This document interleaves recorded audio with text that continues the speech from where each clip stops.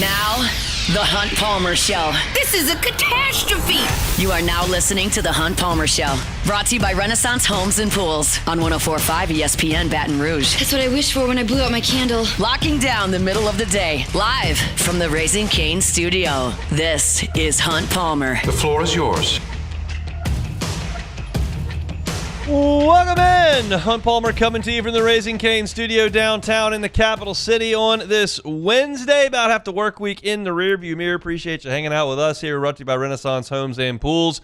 Got Jordan Kitchens, Cassie Spazzali back there on the ones and twos. Your Wednesday staples are coming your way. What If Wednesday's coming at you in 30 minutes. Incidentally, if you've got a what if you'd like to throw at us and you're not in the Bayou Ford chat, you can text us 225-499-1045 and we can get to those coming up in 30 minutes. We'll have Koki Riley from Hoover, Alabama at the top of hour number 2, straight up 2 o'clock. Massey Seat Baseball Power Rankings, last edition, and we're going to go back and see what they looked like right off the top. So we'll see how that exercise goes coming up here in an hour and a half. LSU's got another baseball game to play tonight. That's good. We'll talk about it in 15 minutes. Vanderbilt in Florida underway from Hoover in the second game of the day. Missouri played its part in the SEC tournament. Got run ruled today because that's generally what Missouri does in the SEC tournament and a lot of games they play in general. So they're done.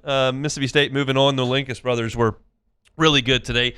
Tomas good on the mound and Vitas very, very good in the batter's box. Hit a couple home runs in one inning. If y'all are not familiar with these brothers, I realize I'm going off on a tangent here in the first segment of the show, but whatever. It's nearly summertime. Tomas Valinkus pronounces his name Tomas Valinkus.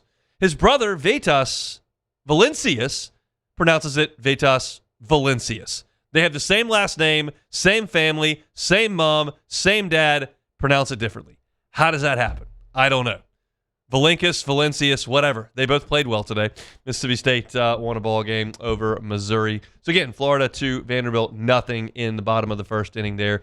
In the second game of the day from Hoover. Let's talk about last night. We'll do it with our opening drive. Welcome to the big league. It's time for Hunt's Opening Drive. Presented by Fabry Chevrolet GMC in St. Francisville. You feel that? That's a pulse. They still got one. For another few hours at least. LSU gets a win in Hoover last night into the wee hours of Wednesday morning, I should say. Tigers beat Oklahoma 6-2. Inauspicious start. I'm sitting here about to watch the game, setting up my workstation to take notes and get the story written. I get a text. Hey, it's like William Schmidt's not pitching. I was like, oh, really? That's great.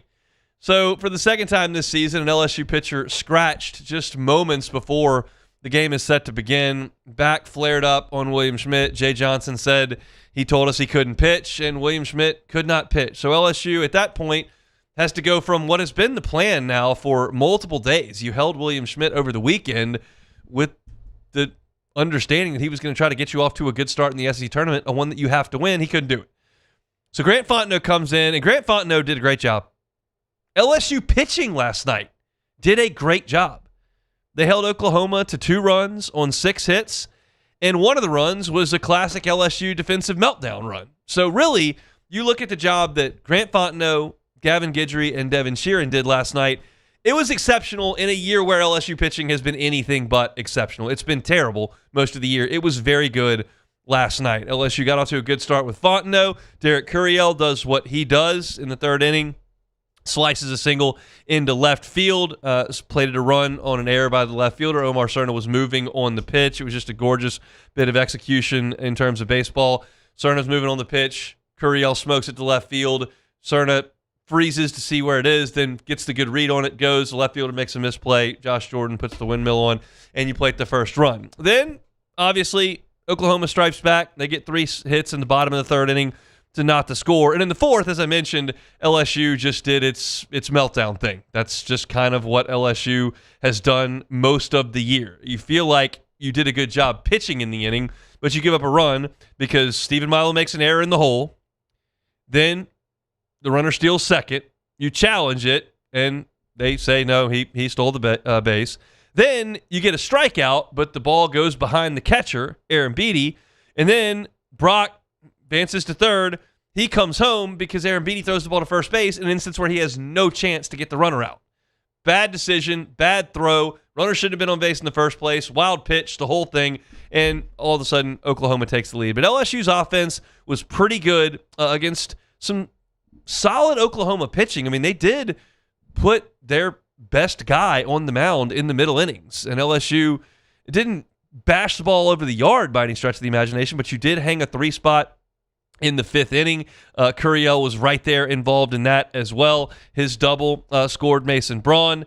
And then you had Milam reach on the fielder's choice, which got thrown away, and you were able to bring in 2 runs. Unfortunately, one of those runs was Omar Cerna, who slid into the catcher and ripped his hand apart. So no word from Hoover just yet on Omar Cerna. I will ask Koki in 55 minutes if he's heard anything from LSU. He's there in Hoover, but it did not look good at all. It appears to me that he'll be perfectly fine for next baseball season. As far as the rest of this week goes, I don't know if he broke his hand. I don't know if he just has a severe laceration. I don't know how many stitches he got, if he got any stitches. I don't know what the extent of it was, but you all saw it if you were watching the game. It looked really gruesome sliding into home plate. He kind of got with it enough to touch the base and then just ran off the field and went down the tunnel. Like, it was very clear that there was something significantly wrong there. So I think a lot of people felt like they heard folks in the dugout say, oh, it's broken. Who knows if it's just dislocated? I'm not here to tell you what's wrong with Omar Cerna's hand, but it certainly did not look good. I was glad to see that he didn't go to the hospital or anything. He was there at the Hoover Met and had that hand in a bandage. He was there in the dugout. So we'll see. I doubt we see him again the rest of the weekend, but that's just time we'll have to tell, and we'll see how long LSU actually stays there.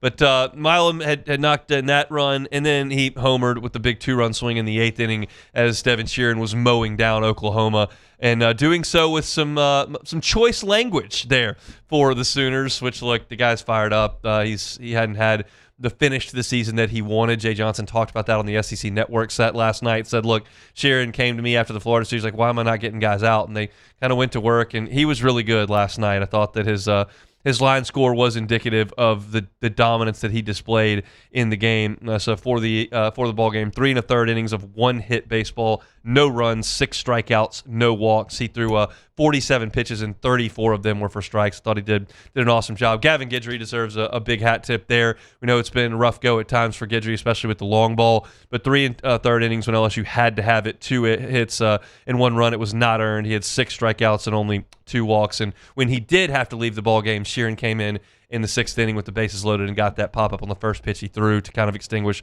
the biggest threat that Oklahoma put on. So I thought LSU did a good job last night. Was it perfect? No, I wouldn't. I'd prefer that Milam not make the error. I'd prefer that Aaron Beatty not make a bad decision or a bad throw. I would prefer that William Schmidt was ready to go. But it was a game where LSU played better, and I thought the matchup was okay. Now, I thought that was with William Schmidt, but I don't think much of this Oklahoma team. I haven't really since the 3rd week of SEC play. And when they beat Texas A&M in the opener and they beat LSU at the box when we thought that was an impressive accomplishment, I was like, okay, maybe this team's better than I think, but I watched them and I don't think they're great. They're not great, and they're not going to win a regional. So LSU dispatches them, and they'll move on to take on Auburn. We'll talk about that. And one of the hot-button issues from last night, obviously, was the ABS system. And I don't have a great answer because it feels like you have to paint yourself into one of 2 corners.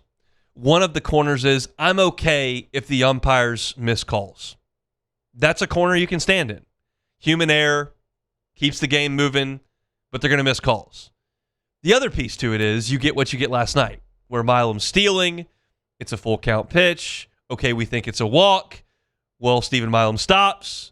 Well, now it wasn't a walk because it's a strike, but did he steal the base? Well, now it's a subjective call, and you have to count on everybody to play as if it was a strikeout instead of a walk, and that doesn't work. And that's not something I had considered. I've watched the Cubs a lot this year with the ABS system, and I have not run into that issue. But it's one of those deals with unintended consequences. Your sole focus with ABS is, hey, let's make sure the balls and strikes are right. And sometimes they miss egregious pitches, and you want to get that right, obviously, huh?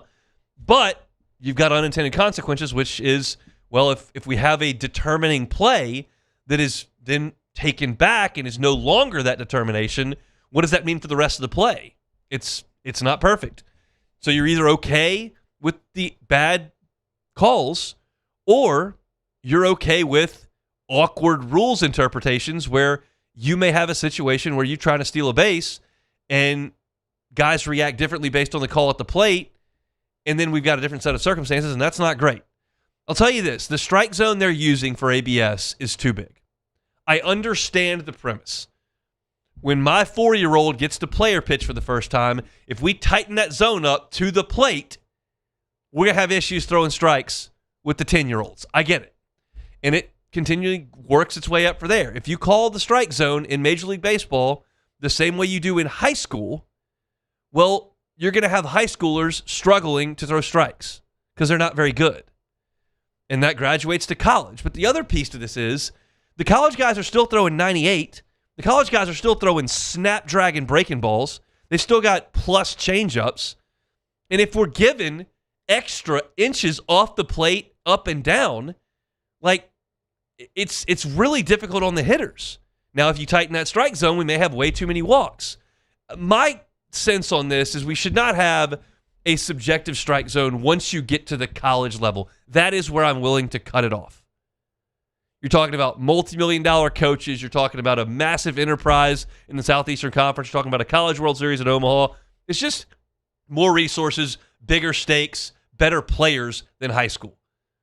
And so I don't want to use the greater percentage of the body height, which they are in this instance, on college than the pros, than the MLB guys. The strike zone is the plate, and let's use the MLB strike zone if we're going to use ABS. Like that's what I think they should do. I'm not one of these guys that's always said, I don't care if you miss calls, just be consistent with the zone. No, get the zone right. We got rules here. I'm not okay if a guy just continues to call it 4 inches off the plate outside. Like, y'all, the most famous example for LSU fans is Caleb Gilbert in Omaha against Oregon State. If you don't recall that, pull it up on YouTube tonight. It's a 4-minute watch. You'll see. He was living 4 inches off the plate. Not like right on the black, 4 inches off the plate. And the umpire was just ringing him up. And you can hear some people say, well, he's consistent. And I would suggest that Oregon State should have started to swing when they struck out 6 times on balls that were off the plate away. But that still doesn't make the umpire right. That means the umpire's doing a bad job. Glad he did. Thrilled he did. LSU beat maybe the best team they've ever played in Omaha because of that. Well, with help from that. Papierski hitting homers from both sides of the plate helped too. But get the zone right. And this zone they're using for ABS is too big. And it's I don't like that part of it. But I don't have strong takes on whether you should or should not use it. I want to see a little bit more. But that situation last night was obviously a complication here that I don't think is being administered properly. And I don't have an answer for it. But it's a wrench in the game. You're talking about 90 feet here that can be a big, big deal. Not the end of the world in Hoover because most of the teams left aren't playing for a lot. But you do that in Omaha, problem. So we'll see. LSU and Auburn tonight at 8 o'clock. I'll talk about that when we come back. The Hunt Palmer Show. Gotro's Outdoor Power. Gotro's Outdoor Power. It is grass growing season. That rain's falling. That weather is warming up. And that means you got to cut that grass. Gotro's can get you behind the wheel of a zero-turn mower for $100 a month. It's a family-owned and operated business. They've been at it 22 years. That's why you should do business with them. Not just because it's family-owned and operated, although doing business with local folks is always something that we endorse, but because the customer service that you get from someone in your community that's able to see you face-to-face, have a relationship with you, that's important. And that's why they do business the way they do at Gotro's. When I say family-owned and operated, don't misconstrue that as a small business. They're the National Hustler Deal of the Year 2 of the last 3 years. They've got the largest hustler inventory in the state, largest parts inventory in the state. So if you need a zero-turn mower, you can get one from the big box stores. I wouldn't recommend it. You may never hear from them again. That will never be the case at Gotro's Outdoor Power. You can find them at 2 locations, Airline Highway in Baton Rouge and, of course, in Gonzales as well. It's Gotro's Outdoor Power. They're online at gotrosonline.com. Bayou Chrysler Dodge Jeep Ram has the new 25 Jeep Grand Cherokee with $15,000 off MSRP. Plus the 7-year powertrain warranty that comes with all new Bayou vehicles. If you need sales or service, the crew at Bayou Automotive is going to do right by you. Championships are won with preparation, and so are great roofs. Coach is tough on us about preparation, and Paris brings that same championship mindset. Do business with someone you know. Parrish Construction and Roofing.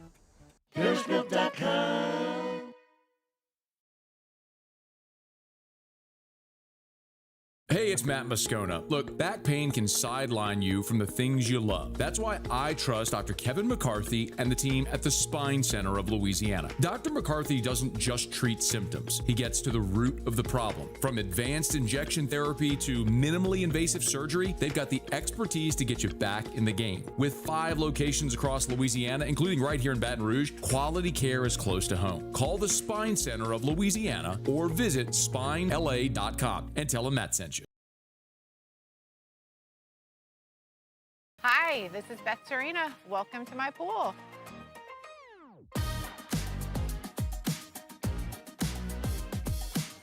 The first time I saw this beautiful pool, it exceeded every expectation that I had. They were able to get everything we wanted in this pool. It is a beautiful pool. We live out here, we eat out here, we watch TV out here. This is like our living room outside. We love this pool and everything about it. When we decided to build our pool, we called a great friend who is one of the best pool builders in the country in North Louisiana, and we said, who would you choose to build a pool in Baton Rouge?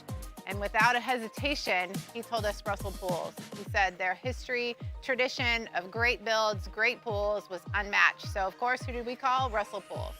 The advice I would give to anyone looking to build a pool is first call Russell Pools. They'll do an incredible job. It'll be incredibly organized. It'll be time efficient, and you will have your pool in no time.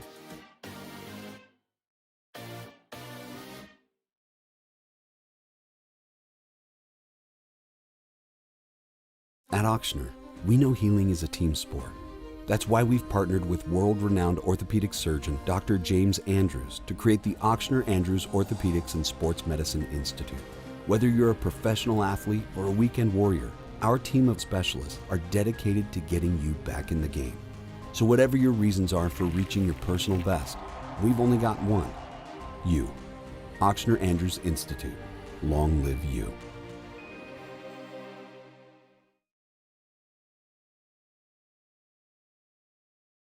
Man, age is just a number. Don't let it dictate how you feel. Goodwood Men's Sexual Wellness has anti-aging services that can... This is the Hunt Palmer Show, brought to you by Renaissance Homes and Pools.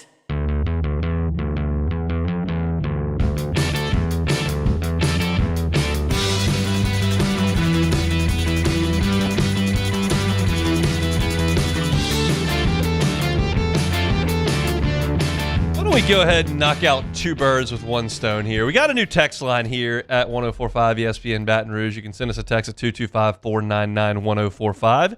And you can do that on 2 fronts. One, we got What If Wednesday coming up in 15 minutes. If you've got a what if for me, you want to fire it in, you're not on the Value Ford chat, you can do it at 225-499-1045. The other thing you can do is text Swing Easy to 225-499-1045. 1045. Swing Easy Golf Club here in Baton Rouge. League play is cranking up. If you'd like a chance to win your way into the league, you can do it through us here at 1045 ESPN Baton Rouge. We're going to take 2 listeners.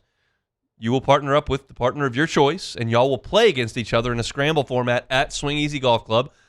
I may pick the course. We'll see if it's Pebble. We'll see if it's where they give away those green jackets. Maybe TBC Louisiana, someplace that you may have played.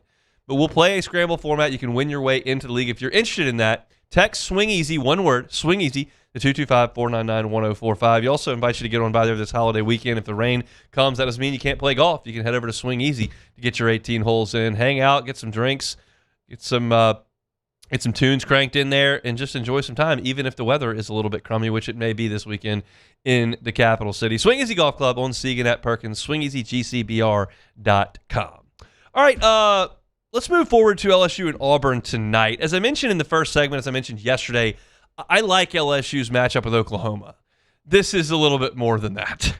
Auburn is better than Oklahoma. I think significantly better than Oklahoma. You're talking about a team on the Plains that is 38-16 on the season. They went 17-13 in SEC play, and they won series against Arkansas, Florida, A&M, and Mississippi State. Those are 4 loud series wins for Butch Thompson's team.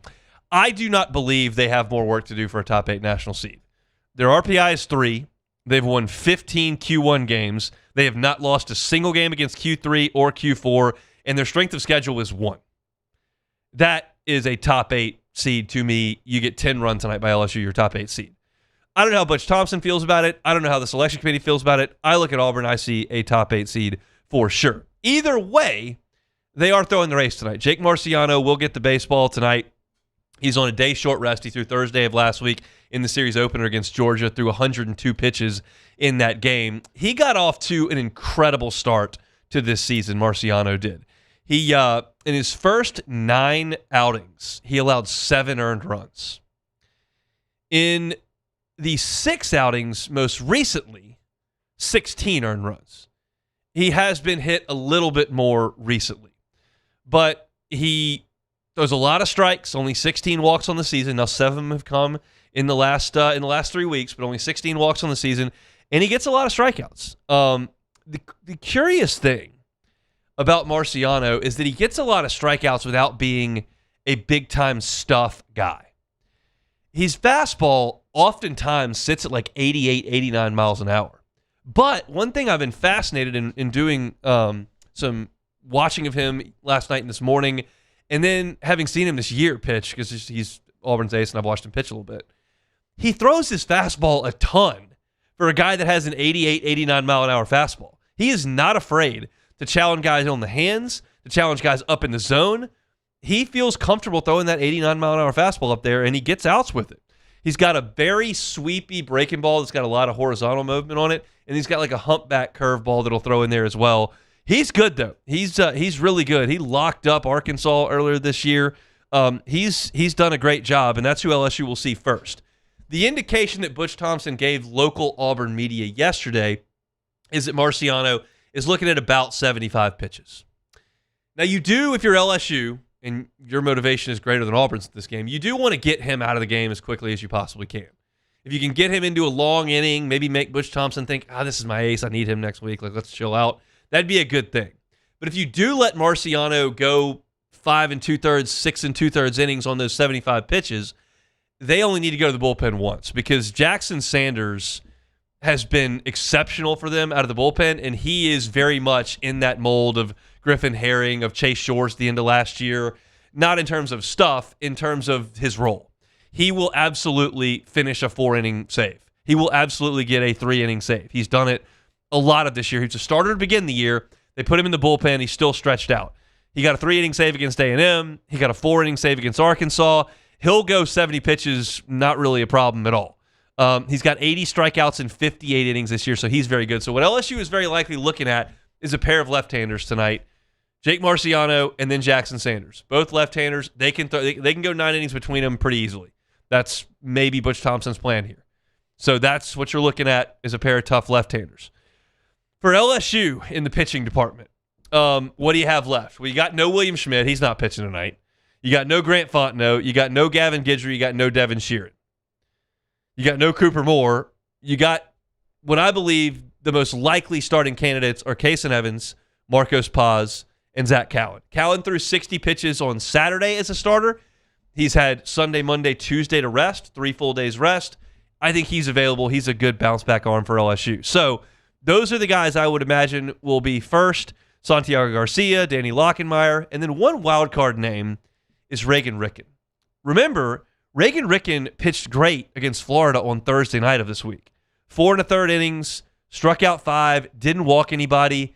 He did a really nice job in a tough circumstance where you weren't starting Evans in the weekend and you didn't have Schmidt. So Ricken had a really good outing in his last time. Now, he's been known to go out there in those midweek games and not get out of the first inning. But the last outing was good. So if you feel like there's a hot hand situation, you could go with him. Whoever LSU throws out there in this game tonight is going to have to navigate a good offense. Now, it hasn't been elite for a lot of the year. I'll give you the numbers. So Auburn in SEC games only. So this is only the 30 league games, not non-conference. SEC games only. 5th in batting average in the conference. 6th in doubles. And the fewest strikeouts. Those are the strengths. Batting average, doubles, they don't strike out. The things that are not as high in the SEC standings, 10th in runs, 12th in homers, 13th in walks, and then 7th in stolen bases, which is middle of the pack. So you're looking at an Auburn offense that hits the ball hard, hits a lot of singles and doubles, doesn't strike out, and scores runs that way. Now, don't be fooled. It's not as if this is a team that doesn't have high-end talent. Bub Terrell is super talented. He's got 15 homers on the year. Chase Fralick has 13 homers and 15 doubles. Chris Rembert is one of the best sophomores in the country. He plays second base for him, hitting .349, 10 steals. It's a deep lineup that's lengthy without maybe the first-team All-American. Like, they had a couple guys, like Ike Irish was a star last year. They're more balanced this year throughout the lineup, but it's a good lineup. And I think Jay Johnson would like to get 9 outs out of Case and Evans, maybe. Would like to get maybe 6 out of Garcia, 6 out of Paz. You're talking about, that's 7 innings that I've just gotten you through, and then you kind of play it by ear at that point. Maybe Cowan's good to go. Maybe you need a left-hander, so Lockenmeyer's available. It's all hands on deck. I was thinking about this early today. It is a negative. What I'm about to say is absolutely a negative. But I can spin it as kind of a positive, and I'm going to try. LSU doesn't really have a go-to starter or reliever. Now, that's a negative. I'd like to have a true ace that I could pencil in for 7 innings, a 2-run ball with 10 strikeouts. LSU doesn't have that. I'd like to have Griffin Herring, whose ERA is under 2 and is consistently going 9 outs of dominant baseball. But I don't have that either. But to spin it on its head, I can say, it doesn't really matter who you've burned. They're all kind of the same. You tell me what the difference is between Santiago Garcia and Danny Lockenmeyer. You tell me what the difference between Gavin Guidry and Zach Cowan is. You tell me what's the big difference between Devin Sheeran and Marcos Paz. Sometimes those guys are good. Sometimes they're terrible. And so you've got enough humans down there, and they're all kind of the same. So in the real world, what I'm saying out loud is they don't really have the pitching to do this. But in the spin zone world, bizarro world, blind optimism world, nothing to lose world, it's like, well, like I just gave you 6 guys that are ready to pitch tonight. You get a day off tomorrow, so what's the big deal? You can't discern who's really much better than the other guy. I would rather have Devin Sheeran out there than Maverick Rizzi. Sure, absolutely. The difference there is that Rizzi throws a lot more balls than Sheeran. But they're both big, tall guys, throw 97 miles an hour and strike a lot of guys out. Maybe one day Maverick Rizzi's got great stuff. One day he can't throw it in the ballpark. But LSU's got a lot of guys they're going to throw out there. And the bottom line, once again, like I said yesterday, is you're going to have to hit. And you're facing 2 good left-handers today, probably.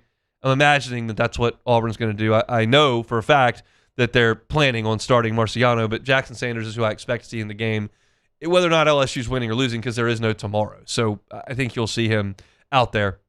You're going to have to beat 2 really good dudes, and you're going to have to do it without one of your best hitters. But Milam is red hot again in the summer. Curiel swung it phenomenal last night, hitting the ball hard the other way. Braun's an on-base machine. You trust Aaron Beatty potentially to put a big charge into one. You got some guys. I don't expect a ton from William Patrick. I don't expect a ton from Jack Rucker. I don't expect a ton at this point from Chris Stanfield, who just hadn't been healthy all year.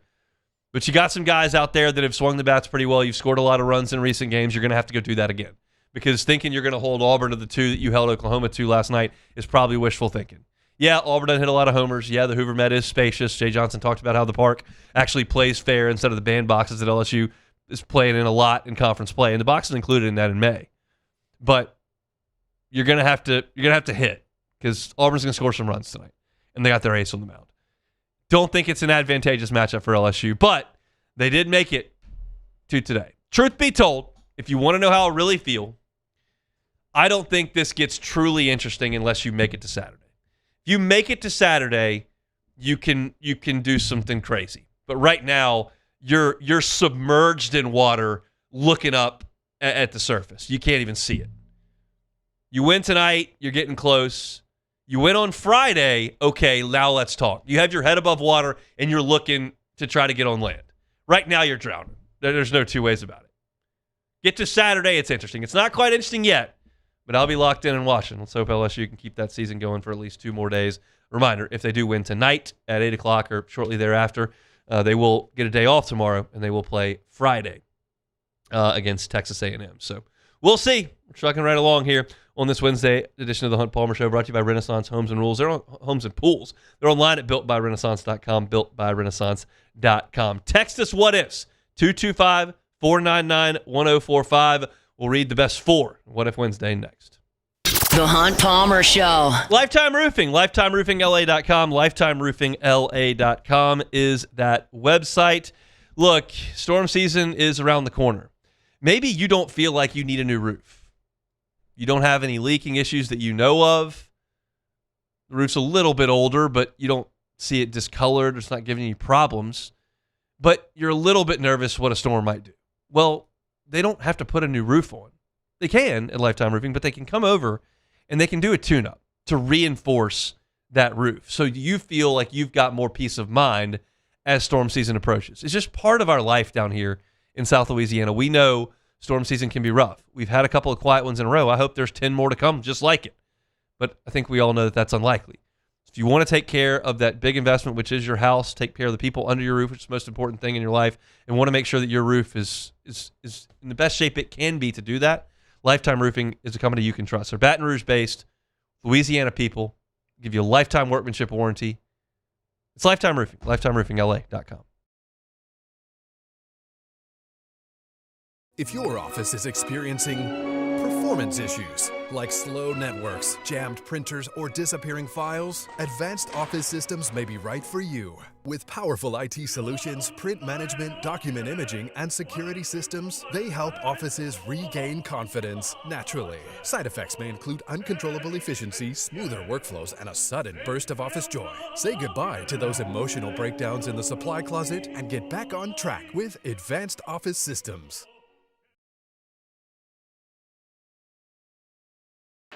When it comes to industrial construction, River Parish Contractors can do it all. Mechanical, structural, custom fabrication, specialized welding, and turnaround services. Strategically located in between Baton Rouge and New Orleans, we have the local team with the experience and commitment to safety to manage the most complex industrial projects. Period. Here's the deal. Partnering with us means your project is delivered on time, on budget, and most important, safely. River Parish Contractors, let's get building.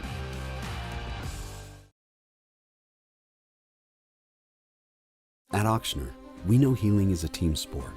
That's why we've partnered with world-renowned orthopedic surgeon Dr. James Andrews to create the Auctioner Andrews Orthopedics and Sports Medicine Institute. Whether you're a professional athlete or a weekend warrior, our team of specialists are dedicated to getting you back in the game. So whatever your reasons are for reaching your personal best, we've only got one. You. Auctioner Andrews Institute. Long live you.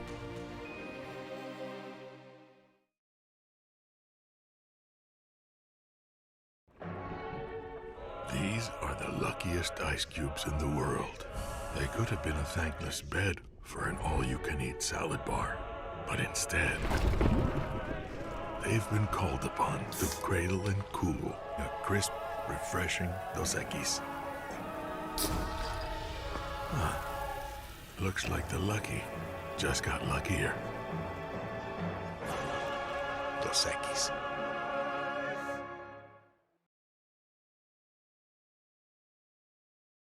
We typically think of stress as being bad for us. At Our Lady of the Lake and LSU, we are researching how certain types of stress, such as exercise, can be good for our immune health.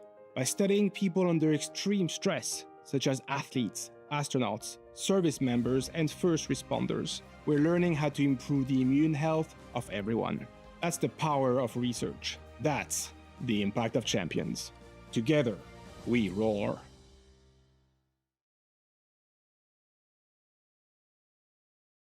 Investing in a new roof doesn't have to be overwhelming. At Pelican Roofing, we offer 0 interest for 21 months because everyone deserves a safe, secure home.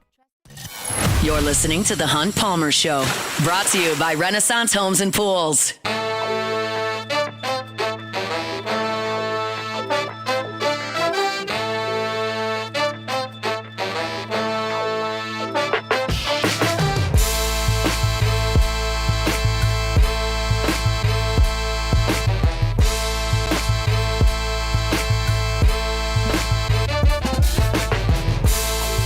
My friend David Duvall, One Bath and Closets, online at onebathandclosets.com, onebathandclosets.com. Tub to shower conversion can be a really, really efficient and effective way to transform your bathroom. It's not time encompassing. It's not invasive into your home. David says a tub to shower conversion can be done oftentimes in 3 to 5 days. And if you have a tub that you don't use or it's not working properly, or you got one of those big 90s jacuzzi-style tubs that takes up a ton of space and you never get in it, well, turn that space into a walk-in shower. It's transformative. Can add value to your home as well. You won't know unless you ask David Duvall. Have that free consultation. Just sit down with David, chat about what he can do for you. They do have financing available, 0% up to 18 months. So go to onebathandclosets.com and get that consultation. You'll be able to see the pictures of their great work. You'll see the satisfied clients who have left reviews. It's David Duvall and One Bath and Closets. Been at it for 35 years. Onebathandclosets.com. All right, let's get you a scoreboard. Florida 3, Vanderbilt nothing, but a couple Gators on there as they play on in the bottom of the third inning from Hoover. In the early game, Mississippi State took care of business, run-ruled Missouri in 7, so they will be moving on to Thursday's action. Florida and Vanderbilt trying to do the same. Florida out to an early lead there, 3-0. Vanderbilt has to win the SEC tournament to continue their season on. Florida, I believe, has a host already locked up, but they're playing towards that top 8 national seed if they can make a real big run here. So we'll see. Keep you updated on those scores as we move forward. It is What If Wednesday. Space, reality. It's more than a linear path. Where a single choice can branch out into infinite realities. Follow me and ponder the question,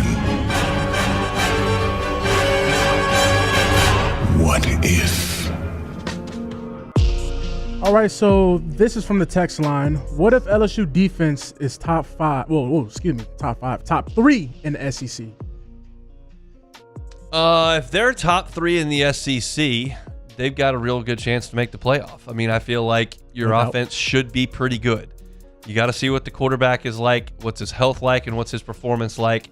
How does Kiffin's new system translate? But it's always translated. Yeah. So I feel like it will. If they're top 3 in the SEC in defense, that's going to be a top 10 national defense. That's probably a playoff team. You're going to mean business, and you're going to, especially because you're bringing back the same defense, you should expect them to kind of take that leap next year. So what if LSU baseball has another disappointing season next year? This is a question I hate. I really like. I don't dislike the people. I don't know the people. I don't dislike them. I just bristle at the question. And so if you are one of the people who has said, well, next year looks like this, Jay's on the hot seat, like, why even saying that? Like, what's the point? They haven't done that. We're not there yet. It's just a hollow discussion. What if Georgia goes 4-8 the next 2 years in football? Like, we're not there. They're not doing that. So, like, you're not going to get a better coach than Jay Johnson. Yeah. The guy has shown up here, a program that had no pitching whatsoever, won a national championship in 2 years. He's pumping guys into the pro baseball by the truckload. His recruiting classes are 1 and 2 every single year. He knows how to work the portal. He's hungry. He's proven he can do it. He's won 2 national championships in 3 years. And I got people jumping on Tiger droppings and on my Twitter feed saying, hey, if next year's like this, like Jay's on the hot seat, I don't care. It's like, that's just such a ridiculous way to live your life. It drives me insane. Again, I'm not mad at you. I just think you're insane. I think you're insane. So you want to fire Jay Johnson and get who? Like who you're looking for?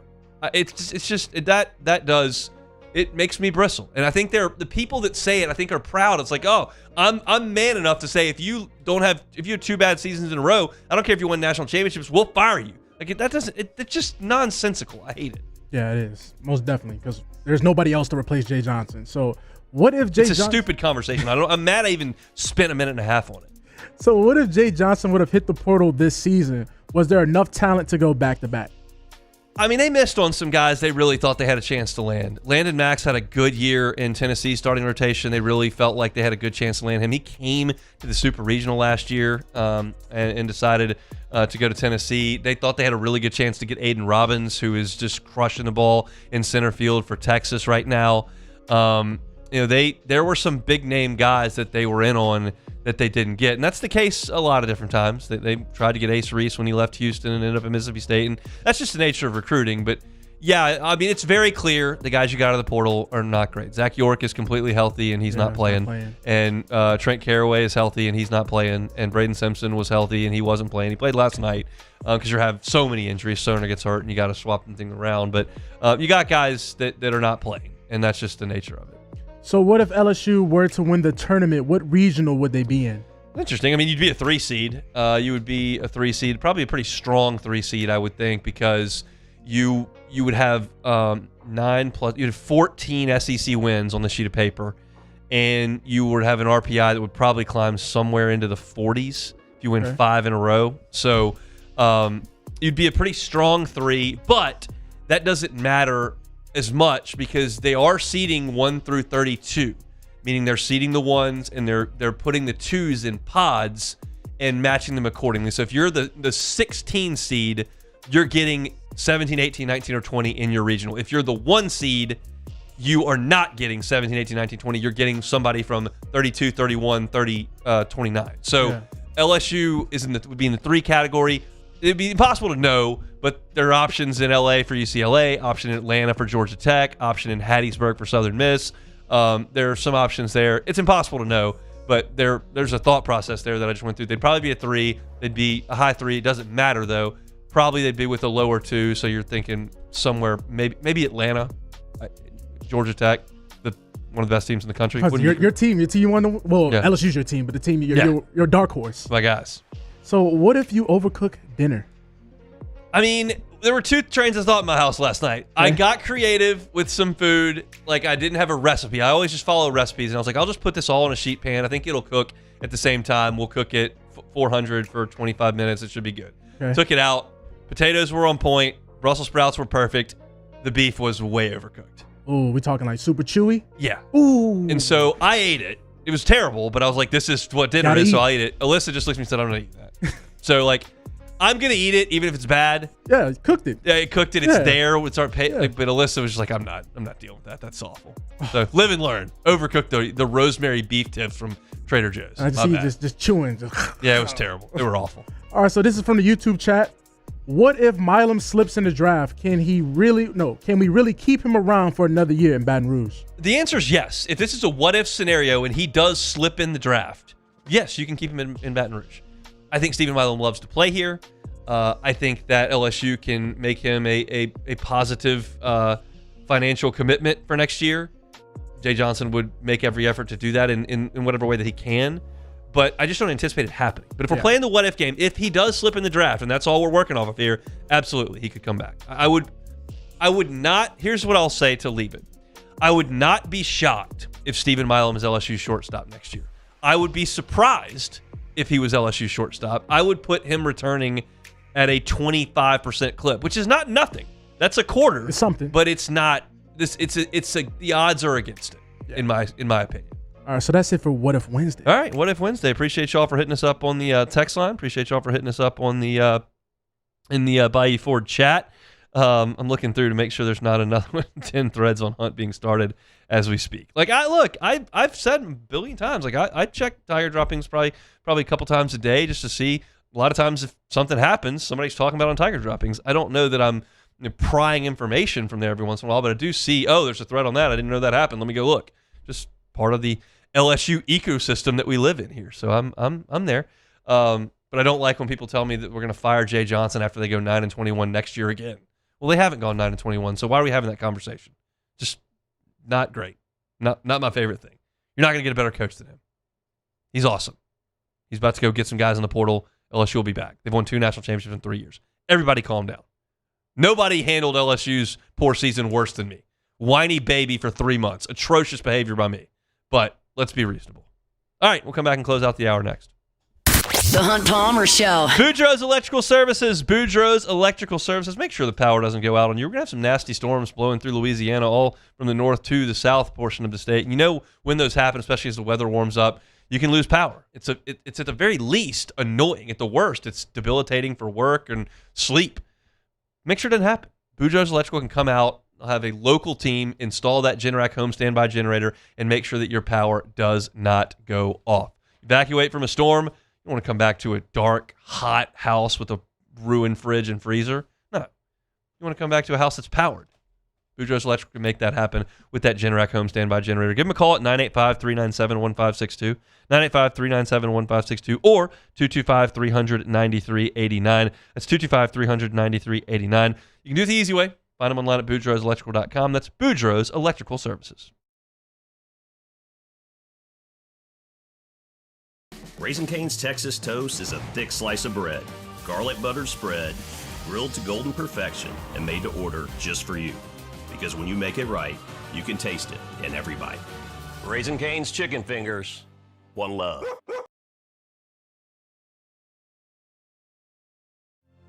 My father, J.B. Falgu, had a vision of growth for First American Bank and the communities we serve. The bank's foundation was built on his legacy of compassion, loyalty, and dedication. Through his years of leadership, First American has prospered to heights even J.B. could not have imagined. I know my father would be extremely proud of the customer service and financial stability that First American provides to Southeast Louisiana. We continue to thrive because of the legacy of J.B. Falgu. Bayou Chrysler Dodge Jeep Ram has the new 25 Jeep Grand Cherokee with $15,000 off MSRP. Plus the 7-year powertrain warranty that comes with all new Bayou vehicles. If you need sales or service, the crew at Bayou Automotive is going to do right by you. When it comes to industrial construction, River Parish Contractors can do it all. Mechanical, structural, custom fabrication, specialized welding, and turnaround services. Strategically located in between Baton Rouge and New Orleans, we have the local team with the experience and commitment to safety to manage the most complex industrial projects. Period. Here's the deal. Partnering with us means your project is delivered on time, on budget, and most important, safely. River Parish Contractors, let's get building.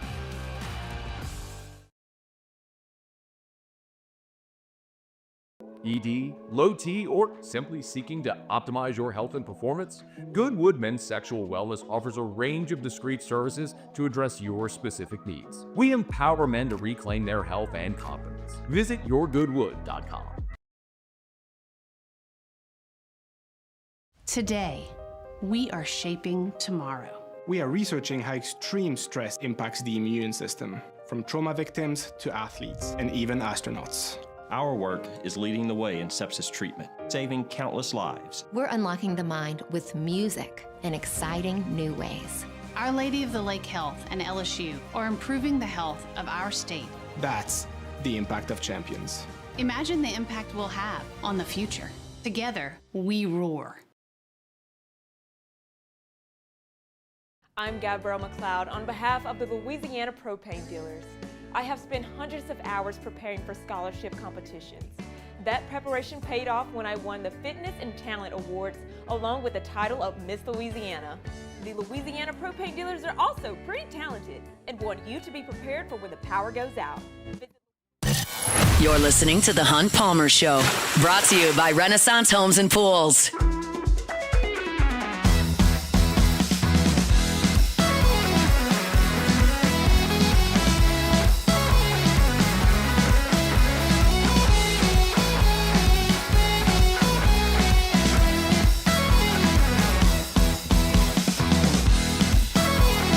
Our Wednesday shows are brought to you by Renaissance Homes and Pools. They're online at builtbyrenaissance.com, builtbyrenaissance.com. And you can go there and fill out the contact us information for Joey Blanchard and his team, and they'll reach out to you, absolutely. But maybe a more efficient way to do things would be to just text Joey Blanchard, the owner of the company. Send him a text, 225, obviously, 252-7745. 252-7745. Says text Joey, hey, I need a pool. It's like, all right, I'll give you a call back. Still time to get in that pool. It doesn't have to be a long and arduous process. You sit down with Joey, you go through that consultation, you look at the design program that they've got.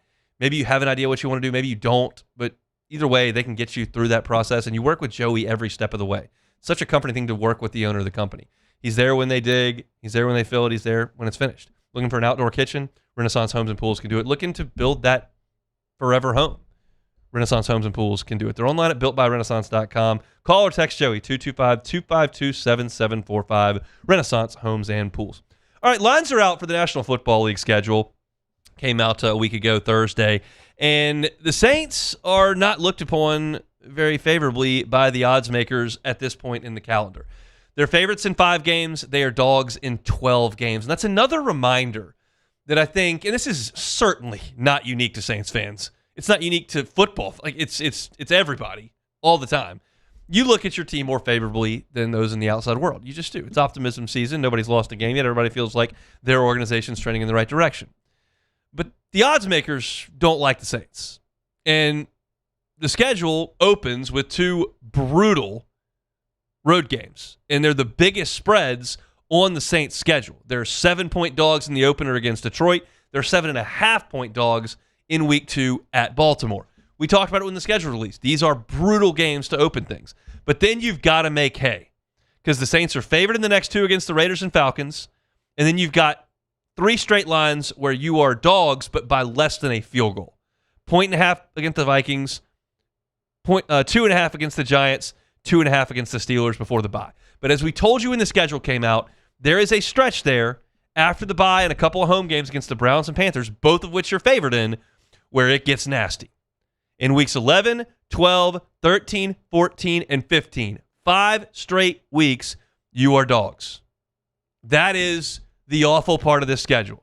At Chicago, at Cincinnati, home Packers, at Panthers, at Bucks. That is the spot where the Saints are going to have to hold on for dear life. And we said that when the schedule came out, but Vegas is reinforcing that. You go up to the cold weather in Soldier Field against a team that was a playoff team last year in the Bears, 6.5-point dog. It's a big line. You go play Joe Burrow, Jamar Chase, and the Bengals on the road, 6.5-point line. The Packers are coming to your place, but the Packers are good. And the Packers are a 4.5-point choice over the Saints right now. You feel like you're better than Carolina. I get it. Vegas thinks a lot of teams are better than Carolina. The Panthers to this point are favored in 2 games, but one of them is against you. On the road at Carolina for New Orleans, you're looking at a spread of 1.5 to the Panthers. Sorry, I lied. Saints are favored in that game. At the Panthers, 2.5-point line. That's where the Panthers are favored. Flipped my Panthers on the schedule. But at the Panthers are favored. It's one of the games they're favored in all year. And then at the Bucks, they're favored by 3.5. So it's even more clear when Vegas chimes in than when I'm talking about it. Because I'm in this little black and gold bubble here. But yeah, you're probably going to start 0-2. It's likely. Not a lock, but it's likely. You better start to make hay in some of those home games and even across the pond when you take on the Steelers, and it's less than a field goal line. Because once you get on the other side of that bye and you've got those road trips coming, Vegas thinks it's going to get real bumpy for the Saints late November, early December. You want to have built up a little catalog of wins in your repertoire so that you have room to have some bumps in the middle of November, because once you get to the end, you've got manageable stuff. The biggest favorite the Saints are all year is in Week 16 when the Cardinals come to the Dome. 5.5 is that number. And then basically almost 2 pick'ems in 17-18. At Atlanta, you're only a 1.5-point dog. And then home against Tampa, only a 1.5-point dog. Now, that's not a pick'em. It is a 1.5. But it's close. So there's a stretch in there, late September into early October, where you got to make some things happen because there are very clearly defined roadblocks in this map. It's right out of the starting gate, and it's in late November and early December, and Vegas has put that out there. Ross Jackson has a tremendous piece at LouisianaSports.net about these Vegas odds. I'll give you what he said for the Saints. Favored in 5 games, dogs in 12. They're dogs in every game from Week 11 to Week 15, as he said. Biggest favorite, -5.5 against the Cardinals. Biggest dog, a touchdown and a hook, 7.5 at the Ravens in Week 2. Incidentally, around the NFC South, the Falcons are favored in 2 games, dogs in 15. The Panthers are favored in 3 games, dogs in 14. And the Tampa Bay Buccaneers are favored in 9 games, dogs in 8. So Vegas likes Baker Mayfield and the boys, likes the Saints better than the other 2 teams in the division, but doesn't like the Saints as much as you probably driving around in your black and gold vehicle do at this point. You think the Saints are better than 5-12. I would think that too, but they got to go out there and prove it and prove Vegas wrong. Want to get that over under and win total? You're looking at 6.5. If feel comfortable going over the top of that, Vegas will give you some action on that if you want to go check it out. Read all of our Saints content over at louisianasports.net. Again, that's louisianasports.net. Got a schedule release piece. And if you want to check out Saints coverage, it's all there under the Teams tab. Just click Saints, and you can access that 24/7. My Saints content at Hunt on Saints. That's Hunt on Saints, wherever you find your podcast, of course, on YouTube as well. Missed any of hour number 1, you can catch us on demand at Hunt Palmer Show, wherever you find your podcast. A lot of LSU talk. That's all at Hunt on LSU. A lot of football there, but also some other sports as well. We got plenty to do in hour number 2. LSU and Auburn tonight, late night at the Hoover Met in Hoover, Alabama. Koki Riley is there for the Advocate. We'll talk to him coming up in 5 minutes. LSU got a reaffirmed commitment in basketball yesterday. We'll talk a little bit about that and the fit now. And we're going to revisit my SEC power rankings because I did those after a couple weeks of baseball. And now we got a whole season in the rearview mirror. How'd it look? We'll pause national headlines. Sports Center coming up. Back with hour 2 next.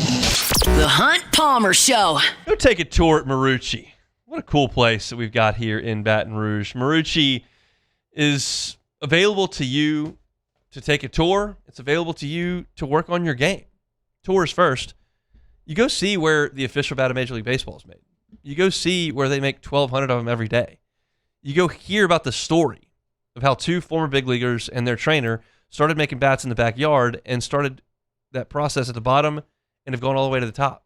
They make the best bats in the world right here in Baton Rouge. And you can see where they're made, where they're stained, where they're shipped off, and how it happened.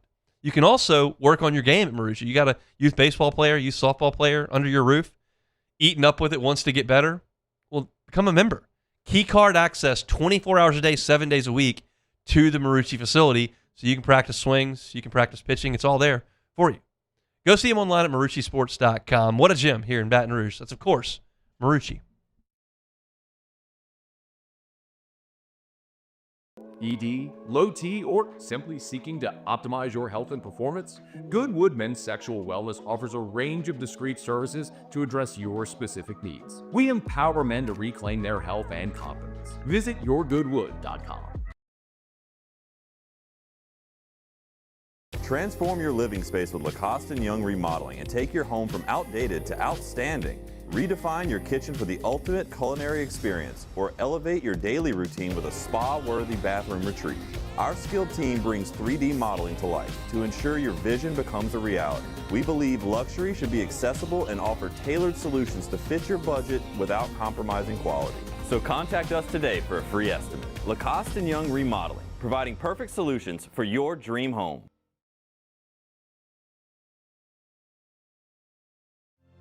My father, J.B. Falgu, had a vision of growth for First American Bank and the communities we serve.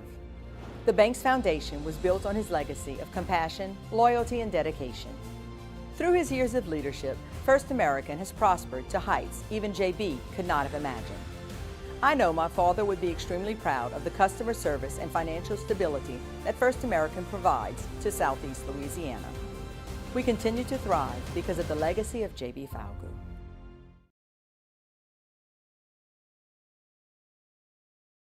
After a decade of working in private duty nursing, I know how hard it can be to find compassionate care for the ones that you love the most. So I started Decision Critical, a premier concierge nursing agency, so we can take care of you wherever you are. Our highly skilled nurses provide exceptional care from the comfort of your own home with personalized packages for short-term, long-term, or even around-the-clock care. Visit us at decisioncriticalbr.com and give us a call today to get started.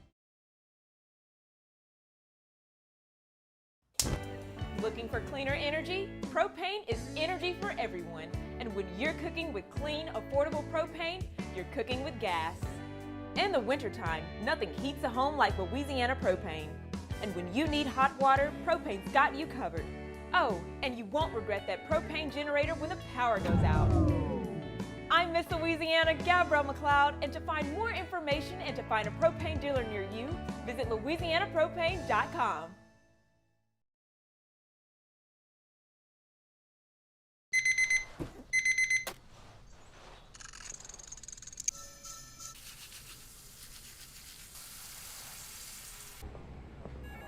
Sometimes you ignore the signs.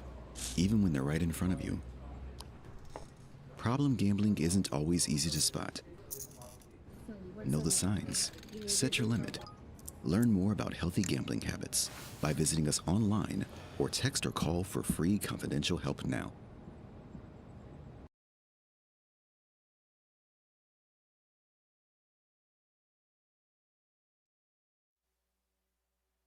This is SportsCenter.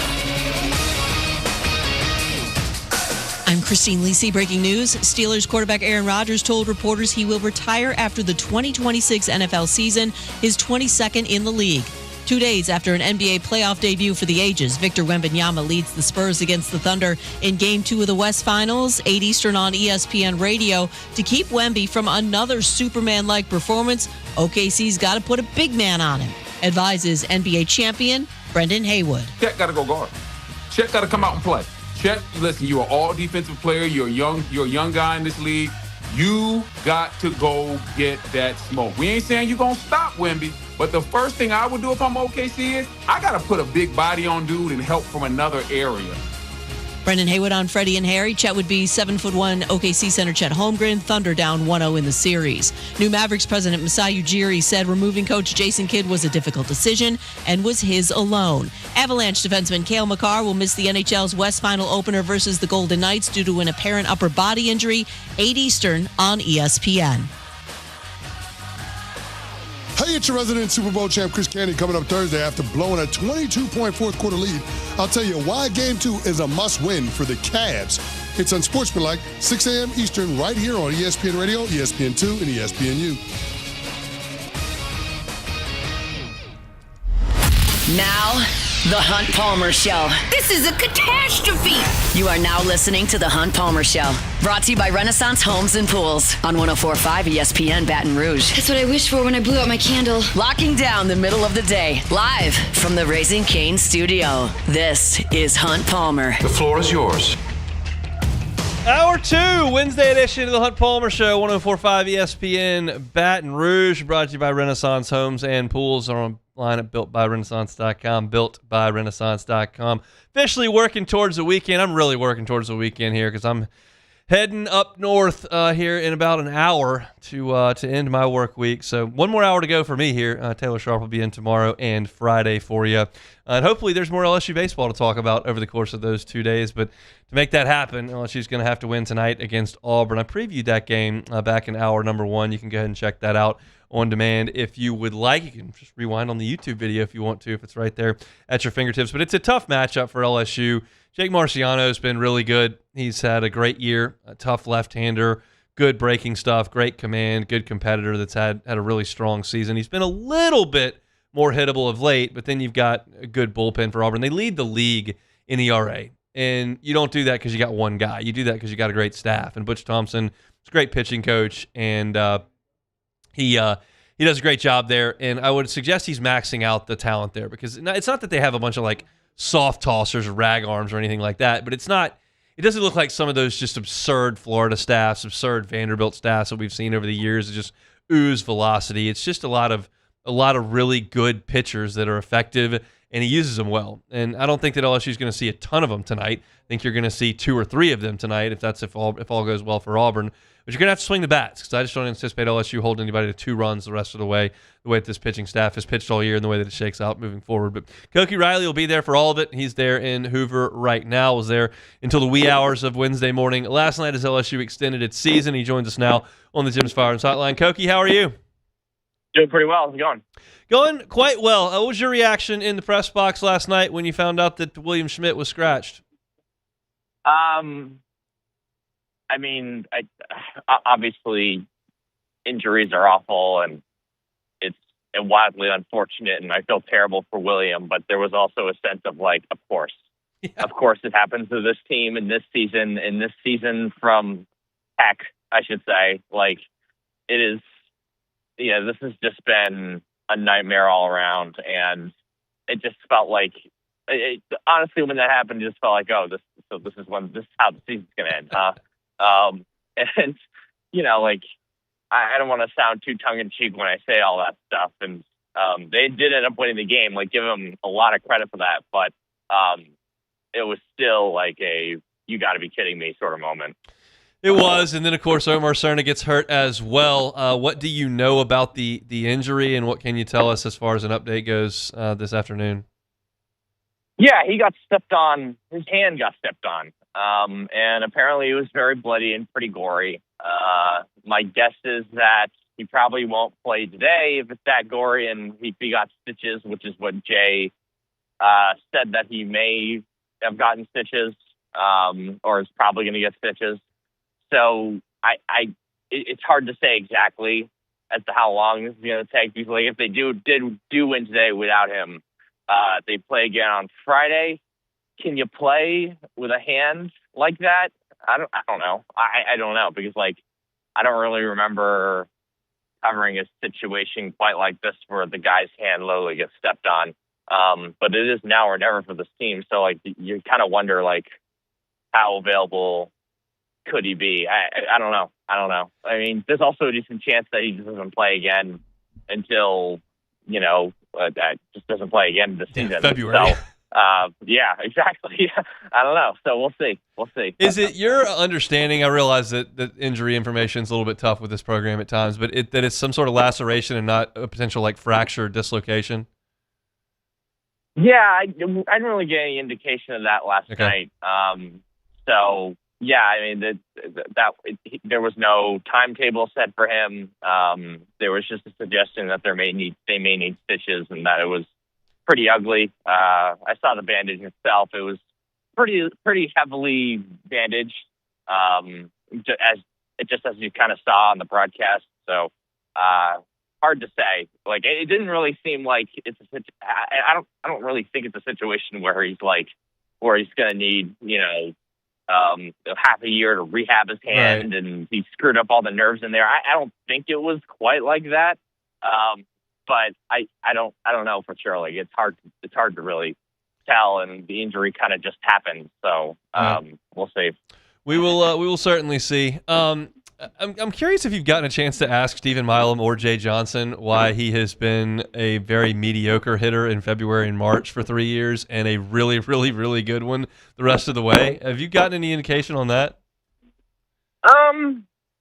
Not totally. I think some of it just has to do with his, general competitiveness and, the fact that the weather gets warmer and stuff like that.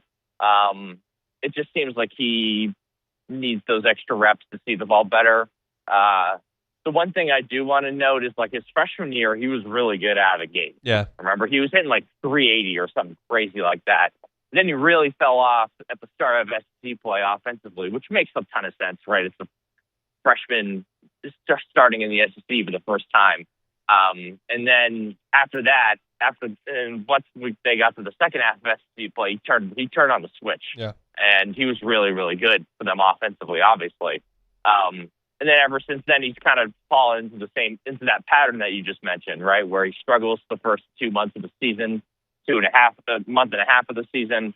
And then for the rest of the way, he's very, very good at the plate. And lately he's been red hot at the plate for this team. Another home run last night, obviously. So, yeah, I could theorize about it. Haven't asked that question directly, just a lot more about like, why are you hitting the ball well, instead of like, why are you struggling for 2 months and then hitting the ball well? But that's something I should definitely get on for sure. Well, let's see you tonight. LSU is going to face Jake Marciano. We don't have a starting pitcher announced for LSU, at least I have not seen that. I don't know if you have, but what does your gut tell you about who they go to first tonight? I think it would be a mistake not to go with Evans. Yeah. You kind of have to fight fire with fire. You don't really have anyone else who can go more than 2 or 3 innings on this team who's available for this game, I'd say. So I mean, maybe Zach Cowan, just because he didn't pitch a ton on Saturday. But I just tend to think that like he's your best guy who's available. He can go 5-6 innings and kind of match the length of Marciano. And I don't know, like it's just like, it's really just going to come down to, can the pitching keep up what they did last night? Because I think they have enough offense to potentially pull off an upset. But that's just the major question mark. So I don't know. I asked Jay directly, is Evans going to start or no? I kind of asked the question assuming that he's going to be the starter, and then he really refused to say yes on that, even though it was 1 in the morning. But yeah, and Auburn had already announced their starter, but whatever. But yeah, no, that's just kind of where they're at. But I'd be pretty surprised if it's not Evans. If you're not doing that, you're kind of just overthinking the situation, I think. Is pause an option? I realize it didn't go great against Florida. I mean, yeah, but is he a better option than Casey Evans? Yeah, I don't think so. Even though Evans, they both struggled their last 2 outings, right? So, at least with Evans, you've seen him in these spots. You've seen him pitch in the College World Series. You've seen him, claw you out of a regional tight spot. I don't know. I think Jay values that stuff, and we've just seen when Evans is on, Evans is as good as Marciano, which is Evans hasn't been on for the entire year, whether it's mechanical reasons, whether it's for just simple command reasons, whether it's leaving his breaking pitches and his split change up in the zone too often. There's been a variety of reasons as to why he hasn't been the same guy that we saw last season. But there have been enough moments this year to say that guy's still in there. I said in my first hour that I'm still watching this with no heartbeat. I would get interested if they got to Saturday. So they'd have to win today and Friday for me to really believe, okay, they might be able to do it. How far would they have to go for you to sit up in your chair and go, maybe?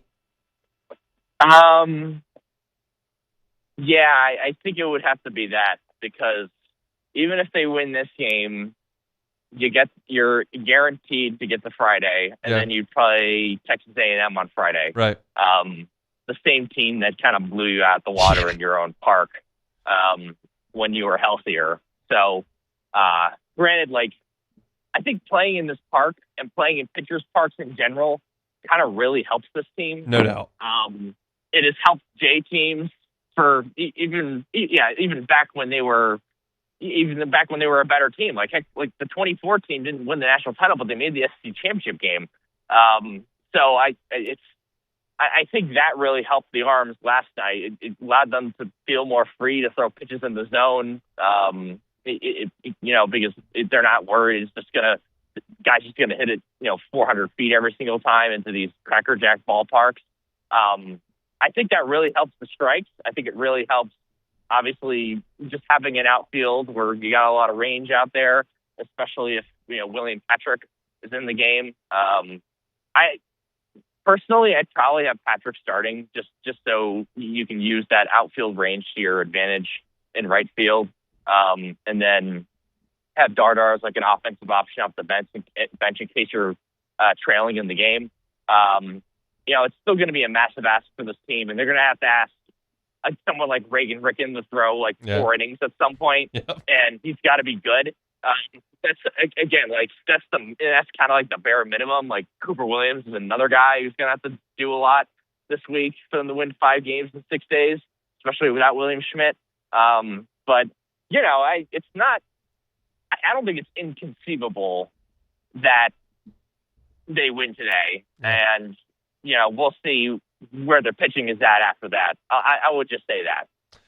Well, enjoy the time in Hoover. Safe travels coming back. Hopefully they keep you there a couple more days, but we shall see. Certainly a tough matchup tonight, certainly on the mound. So we appreciate the time, Koki.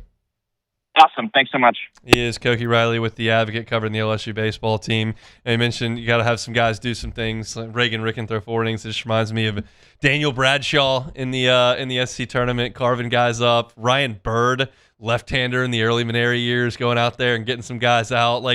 You get into these brackets and anything can happen. You just throw the bottom of your staff, and in this big ballpark, sometimes guys can have some success because you can get some 385-foot outs in that ballpark, and you can't in Knoxville. You can't in Lexington. You can't in Athens.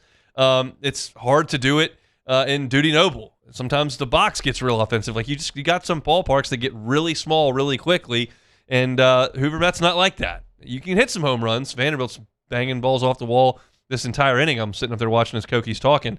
But if you're going to have a pitching issue, this is a good place to have it. And LSU certainly got a pitching issue, so we'll see what they can do. Again, as I said, I'm not trying to get overly optimistic here. I'm not getting overly optimistic. They're going to have to win 2 more games for me to sit up in my chair and go, But I'm going to watch tonight, excited. I'm taking this approach. I look so forward to LSU baseball. When it's November and they finish practicing and it's December and it's cold out there and they're not playing conference basketball games and the football team's usually done, and it's like, man, I just want baseball so bad. And they play baseball tonight. So I'm going to watch. Like, if I'm going to sit there for 3 months out of the year and yearn for this, I'm certainly not going to turn around and turn it off. They were a really, really, really tough watch for about 5 weeks there. I mean, could not field ground balls, could not throw the ball to first base, couldn't throw it over the plate, wild pitches all over the place, offense not coming through. Like, they were a tough watch. But I still going to watch it, and I'm going to watch it tonight with some optimism and certainly not overconfidence and not any delusion. But if they can get to Saturday, I'll sit up in my chair. Mediocre baseball teams get hot and go on runs in these tournaments every year. It's just not usually in the SEC. It's usually in the Sun Belt or the A-10. We'll see. LSU and Auburn tonight. Scheduled for 8 o'clock. Not going to start at 8 o'clock because they never do, but 30 minutes before first pitch, you can listen on our sister station, Eagle 98.1. We appreciate Koki for giving us a little bit of time. We'll take a time out. What about this LSU basketball edition? We've talked about it in the past, but I want to talk about it now in the context of what could be around Solid Evening. So we'll talk about that next.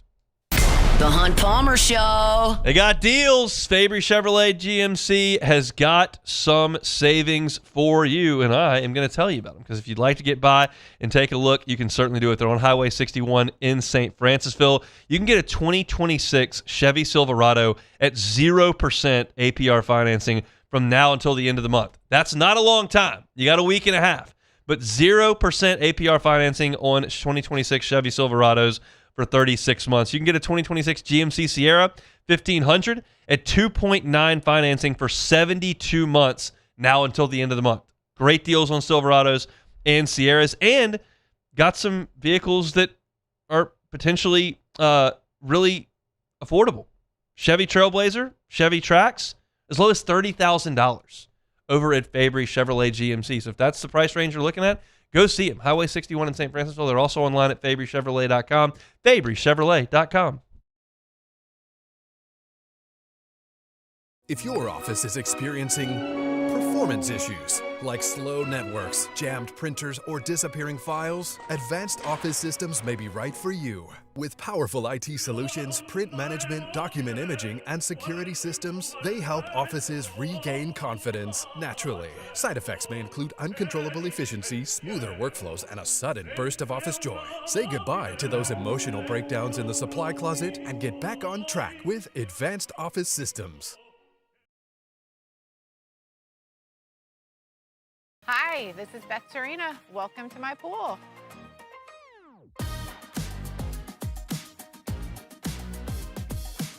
The first time I saw this beautiful pool, it exceeded every expectation that I had. They were able to get everything we wanted in this pool. It is a beautiful pool. We live out here, we eat out here, we watch TV out here. This is like our living room outside. We love this pool and everything about it. When we decided to build our pool, we called a great friend who is one of the best pool builders in the country in North Louisiana, and we said, who would you choose to build a pool in Baton Rouge?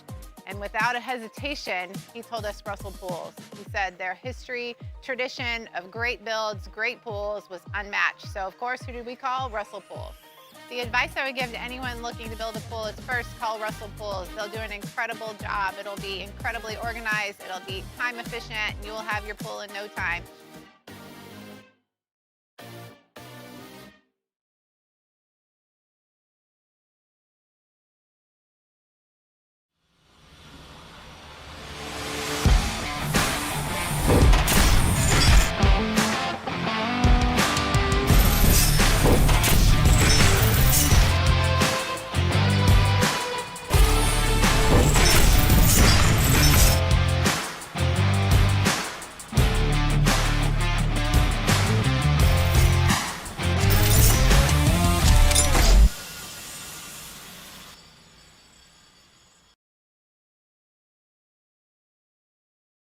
Looking for cleaner energy? Propane is energy for everyone.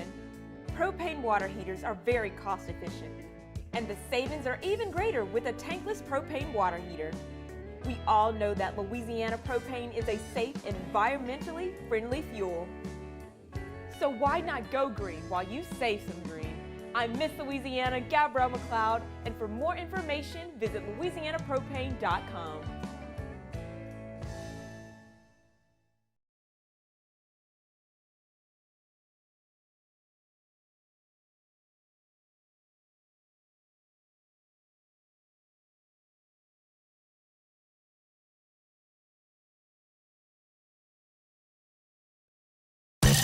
You're listening to The Hunt Palmer Show, brought to you by Renaissance Homes and Pools.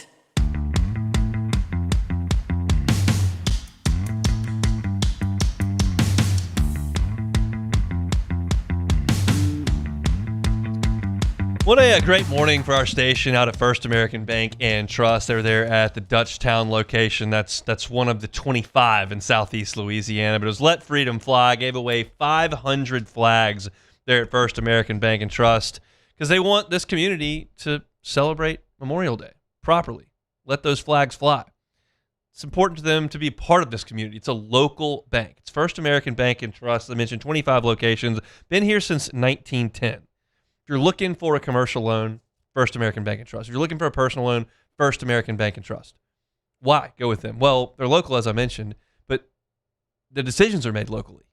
So it's not outsourced somewhere in Atlanta where they're looking at your line item. No, it's someone in your community, someone that you go to church with, someone that your kids go to school with, making the decision about your business, about your home. That's the local difference with First American Bank and Trust. And don't think there's some small mom and pop shop. 25 locations, they got you covered. It's First American Bank and Trust. Check them out online, fabt.com, or better yet, go in one of those 25 locations today. All right, let's look at LSU's basketball roster as it continues to progress. Yesterday, the reports stateside started to surface about the commitment signature of Saliu Niang to LSU from the Italian League. We knew about this based on some reporting that was done overseas, but as I've mentioned a couple times, I don't know what of that over there is the onion and what of that over there is straight legit. It all looks the same to me, and I can't tell. So I've tiptoed around some of these because I don't know, again, who I can really truly trust. But now it started to come stateside. Local outlets had it. Okay, Saliu Niang in the boat for LSU. And this one, while he is 22 and he has played professional basketball, this one does look legitimate in terms of he's going to be eligible. That's what it looks like to me. I can't guarantee that, but it does look that way. He's not too old. He's not played in the NBA. There have been multiple instances of professional European basketball players coming over to the States. Illinois had a team full of them last year. So Saliu Niang looks like a legitimate addition. I'm not ready to tell you that RJ Lewis is playing for LSU next year. In fact, I do not think he will. I do not think that LSU is going to get Yam Madar either. I think Madar is 26 and too old. I think that Lewis has signed with two professional organizations and is in the NBA and is not going to show up. Niang, I think, will. And so this is an exciting addition for Will Wade's team based on his skill set. You may think that whatever's within the rules, go get the team. That's great. You may think this is all disgusting. You can be on either side of that. Doesn't matter. I'm just talking about basketball now. And on the basketball side of this, Saliu Niang it's an interesting combination because he is a high floor and high ceiling player. What do I mean by high floor? Well, automatically, you are bringing in a 6'6", long, rangy, freak athlete who plays great defense. At the very least, he's an elite defender on the wing. That's the baseline. He's also got a very much developing offensive game that I think the Cavs saw when they took him in last summer's draft. He hasn't been a dead-eye three-point shooter, not by any stretch, and he hasn't shot a lot of threes, but he did shoot them better in the professional league last year. Statistically, he was at 35%, and I watched the tape. It's a slower release, but he is 6'6". It's a high release, and his shooting form is pretty. He's got a good free throw touch, 75%. So when you combine the look of the stroke, it's efficient, it's clean, and he is a good free throw shooter, and he's made some threes, you stand to reason he could develop as a shooter. But offensively, where that ceiling comes in is he's such a good athlete. And when he plays with players who know what they're doing, he's great at finding open space, cutting, and finishing at the rim. Turn on his highlight tape. The finishes at the rim are thunderous. This dude can fly, and he can throw it down. And he doesn't need to just catch alley-oops. He knows how to cut, catch the ball, move in space, throw it down, finish at the rim. He's really good at it. What you do not see from Saliu Niang is him catching the basketball, a defender squaring him up, and him winning one-on-one. He has not progressed to that point. Now, if a defender is closing out and he catches the ball, he can blow by. But it's in a straight line drive. He's a straight line drive guy, and he knows how to finish. He is an elite leaper and finisher around the rim. So what you need for Saliu Niang to be successful is two things. You have to space the floor. Well, LSU has the capability of doing that because you've gotten a 4 in Marcio Santos who can shoot the 3. So that's going to bring 4s away from the basket. You've got a dead eye at the 3 or the 2 in Abdi Bashir who shoots the lights out. So they got to go guard him. Well, that's 2 shooters. Now what I need is a facilitator. And right now, I don't know that you have that. You've got Austin Nunez, who comes in, who has the best chance to be a facilitator, but I think he might be a backup point guard. You've got another combo guard that you've brought in Divine Ugachukwu, but he's not a great facilitator. And then you've gotten Yam Madir as a quote-unquote commitment, who I think is a scorer. They're missing a floor general. And if that shows up, if either Nunez becomes that or you get someone in the Didon Thomas mold, then I think you could have a monster year from Saliu Niang. He's already going to defend, and he's going to be great at that. And you brought him in with Mo Diabate. Those two guys, if you got 2 good guards, Diabate and Niang can go guard him. Like LSU's going to have 2 premium wing defenders. But the exciting part about Niang is his potential upside as a shooter and a finisher on offense if you've got someone to draw defense away from him so that he can move in space and you can hit him on cuts and he can finish. He's an exciting, exciting player. I think some of this stuff is icky. I don't like getting 26-year-olds. I don't like guys that have been taken by 2 organizations and signed to G League contracts and 2-way contracts and all that. To me it's icky.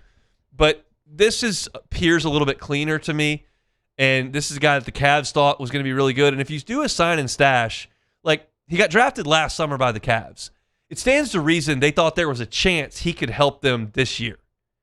Doesn't mean he definitely would have, or they definitely did. They can think that out a few more years for sure. But it stands to reason they might have thought he could help the Cavs this coming basketball season, and that's the one he's going to play at LSU. So he's an exciting player. If you have not seen the highlight tape for Saliu Niang, check that out. I'll have a portal profile, even though it didn't come out of the portal, up on him at LouisianaSports.net so you can read. If you're interested in basketball, go in LouisianaSports.net's Got Your Basketball tab. Just go to Teams, click LSU. You'll come to the LSU page. It's got all of our LSU content, and then you can find LSU basketball, and you can check that out. I've got a write-up on all of the players coming in the coming days.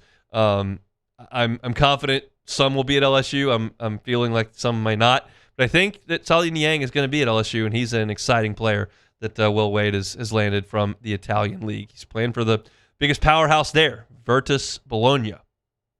Saliu Niang, good player. All right, chugging right along here. Wednesday edition of the Hunt Palmer Show. We're brought to you by Renaissance Homes and Pools. They're online at builtbyrenaissance.com. Builtbyrenaissance.com. I'll tell you more about that when we come back. The Hunt Palmer Show. I'll tell you a lot more about Renaissance Homes and Pools. You can contact my guy, Joey Blanchard, at 225-252-7745. That's 225-252-7745. Get that custom design pool. Maybe you know exactly what you want in a pool. You've always wanted one. You know you're at that stage in life now, and you know what you want to design. He'll get that software out, and you can design it start to finish. Maybe You want a pool. That concept sounds great. I have no idea where to start. You can start with Joey. He can help you with it. He'll be with you every step of the way. You want to get that pool combined with that outdoor kitchen you've always wanted? They can do it at Renaissance Homes and Pools. Maybe you want to build your forever home. Joey's done that for dozens and dozens of people in the Baton Rouge area, and he can do it for you. Reach out to him directly. I'm giving you the owner of the company's cell number, 225-252-7745. Just text him. Say, hey, Joey, I'd like a pool. He'll call you back. Y'all can start that process. It's Renaissance Homes and Pools. They're online at builtbyrenaissance.com. Builtbyrenaissance.com.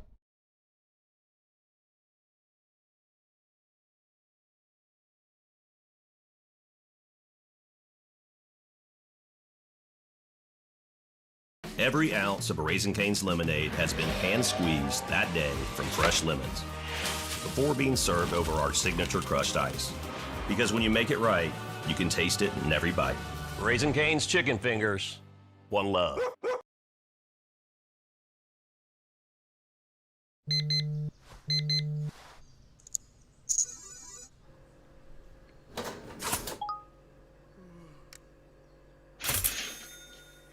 Sometimes you ignore the signs, even when they're right in front of you. Problem gambling isn't always easy to spot. Know the signs, set your limit. Learn more about healthy gambling habits by visiting us online or text or call for free, confidential help now.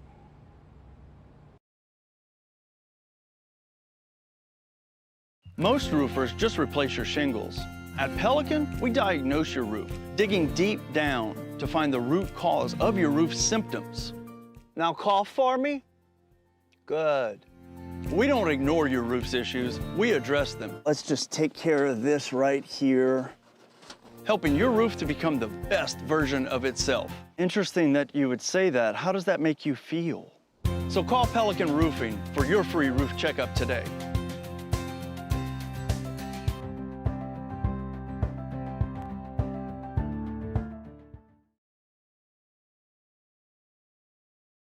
Transform your living space with Lacoste & Young Remodeling and take your home from outdated to outstanding. Redefine your kitchen for the ultimate culinary experience or elevate your daily routine with a spa-worthy bathroom retreat. Our skilled team brings 3D modeling to life to ensure your vision becomes a reality. We believe luxury should be accessible and offer tailored solutions to fit your budget without compromising quality. So contact us today for a free estimate. Lacoste & Young Remodeling, providing perfect solutions for your dream home.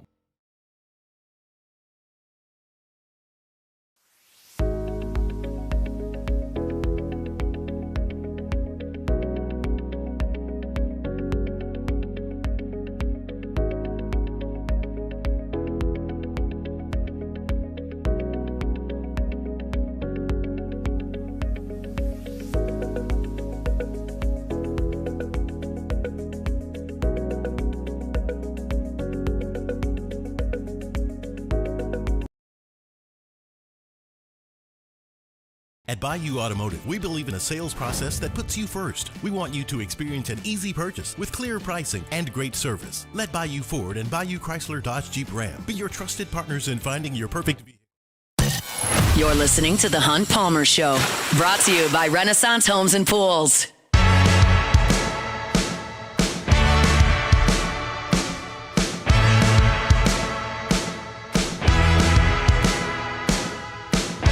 Florida. The Florida Gators lead Vanderbilt 5-3 there in Hoover. Winner advances to tomorrow's action. LSU and Auburn will be the late game tonight. That means that Tennessee and Arkansas will play this afternoon in Game 3 of the 4-game day. No weather in Hoover yet, which is a very, very good thing. That's just a disaster. When you got these 4-game days early in the week and you get weather, it can just back everything up to an awful situation. LSU played late last night, but that's just the only way you can do it with 16 teams. I talked about this earlier. The way the SEC is doing this tournament now is the best format they can have. I wrote a column about this. They've done it a lot of different ways. It was 8 teams when it was a 12-team SEC. 4 teams were left at home, and the coaches didn't like that because if you finish 9th in the SEC, you probably had a decent case to make the NCAA tournament, but the NCAA, the selection committee come around and say, well, you didn't even qualify for your conference tournament. That happened at LSU in 2011. So they said, well, we got to make it more. So we got to go to 10 teams out of 12. Well, then they had to add the single elimination on Tuesday, and then go back to double elimination Wednesday, Thursday, Friday, and then go back to single elimination Saturday, and that was kind of goofy, but it worked for a while. And then you added 2 teams to the league. Well, now all of a sudden we got 14 teams. Well, what do we? Because we can't just keep bringing 10. We got to bring 12. It got all convoluted, and now you have 16 teams, and there are certainly teams that they're 13, 14th in the league that have a chance to make the NCAA tournament. But if you leave them at home, they can't. So now you have to have everybody. Well, the only way to have everybody is to do single elimination, and that's fine. Some teams need it, some teams don't. There are like 4 or 5 teams that need this tournament this weekend. There are a few that don't. But you let those guys play for their seasons. You let LSU play for its season. Let Vandy play for its season. That's what they're doing. You let Ole Miss try to play for a host. Let Florida try to play for a top 8. Let A&M try to play for a top 8. Let State try to play for a top 8. You let Alabama try to play for a top 8. There are teams that need it. There are some teams that don't. You're playing one of them tonight, Auburn. But I like this format. I think it's single elimination's fine. The only party here that's left out is the fans, because you're only guaranteed 3 hours at this point instead of 2 days like you once were. But it's just the way it goes. I like the single elimination. I think it's the best format. Makes sense for all parties. Now, that's coming from somebody that doesn't go. It doesn't plan my week around that every year at this time. But I think it works out. I think it's good. So LSU and Auburn this evening at 8 o'clock or thereabouts. So what we're going to do now is make me look like an idiot, I think. We'll see. I always try when I make predictions to keep track of things. When we do picks during football season, I keep track every week, and we go through a running tally. We've actually got it still in the doc for my picks from the SEC in 2024, 54 and 58, so 4 games under. Last year, awful, 43 and 59, 16 games under. But we're keeping track. You got to be accountable to what you do on the air. And I put together a preseason prediction column, and I haven't looked at it since I published it in the middle of early February. And I'm confident that I'm going to look like a clown when this season ends, because I'm sure I didn't predict this. But I'm going to grade it. I'm going to look at it. And what I did here was my initial SEC power rankings. I would submit my power rankings the last 3 weeks, they haven't really changed at all.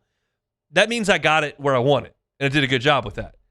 But the first ones were after 2 weeks of baseball. And if you recall, the Fighting Tigers dominated the first 2 weeks of baseball. They played Milwaukee, played Kent State, went to Jacksonville, just hammered Indiana, Notre Dame, Central Florida. They looked real good. So that's the point in the calendar where I did my first set of power rankings. Because you got to watch. I do preseason football power rankings. You do basketball pretty quick. Baseball, you need to watch the team play a little bit, because you got a different starting pitcher out there every day. You got to test your bullpen depth. You got to see a few things. So I gave it 2 weeks. And this is what we came up with. My initial SEC power rankings after 2 weeks. Jordan, let's see how I did. I started with the Texas Longhorns. I don't think that's terrible. I think Georgia's better than them, but I think having Texas at 1 was a pretty good call on my part. They're still good right now. LSU was 2. Not good. That's not good. Had LSU at 14 the last month. So that was a miss. Had Arkansas at 3. They're not the third best team in the league. They did win 17 league games, but they're not going to host because their RPI is terrible. Arkansas is pretty good. I probably overvalued them a little bit. Had Ole Miss at 4. I liked Hunter Elliott, Cade Townsend. They're going to be 7th. They went 15 and 15 in the league. Yeah. They split the difference. So they're a little bit high, but not egregious. Now, Auburn, I had 5th. That's right around where Auburn is. They're probably closer to 3rd for me, but 5th, that's pretty good. Then they had their team that tricked me. Yeah. Because they came out of the gates, they went to Arlington, and they were 10 running people. Yeah. Just domination. Cam Johnson was looking good, too. He was. Oklahoma, I had it 6. They're not. I have trashed Oklahoma for a month now. I told you yesterday I liked the LSU matchup with Oklahoma. I had them at 6. That was a terrible effort. Mississippi State at 7. That's about right where they are. That's right where they are. We had Joe Healy on every single week. He picked them to win the national championship preseason. I wasn't as comfortable. Mississippi State is, at that point, had McPherson, who's their ace, and was better when they had him. But I think that I was fair with Mississippi State at 7. A&M is better than 8th. I had them at 8th. I knew they had great hitters. Their pitching performed better than I thought, and their freshmen I could not have seen coming. Jordan Wilson is a freak of nature. Partida's an All-American as a freshman too. But I missed on A&M a little bit there, 8. Vanderbilt at 9th, they're not quite that good.